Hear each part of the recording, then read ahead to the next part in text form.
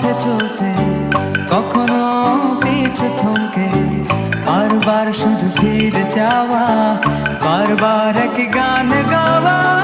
এটাই বোধহয় ভালোবাসা, এটাই বোধহয় প্রেম, এটাই বোধহয়